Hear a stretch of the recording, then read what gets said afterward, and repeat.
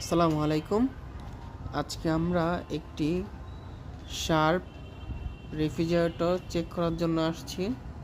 Customer জানিয়েছিল এই ফ্রিজটি অনেক পুরাতন একটি ফ্রিজ, ডিপে এবং নর্মালে ঠান্ডা আসছে না।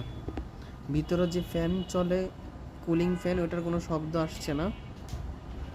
তো আমরা এসে চেক করলাম, যে দেখলাম এই ডোর সুইচটাতে কোনো একটু প্রবলেম আছে, তাই মনে হচ্ছে যে ফ্যানটি ঘুরছে না। তো ভিতরে যত খাবার ছিল সব নষ্ট হয়ে গিয়েছে। এটা অনেক আগের শার্প ফ্রিজ, প্রায় এটার বয়স 25 বছর। তো আমরা ভালোভাবে সব কিছু চেক করলাম, চেক করে কোনো প্রবলেম পাচ্ছি না। শুধু দেখলাম যে প্রবলেমটা ডোর সুইচে। এই যে ডোর সুইচ, এটা লাগাবো নতুন। আর এটার ভিতরে যে একদম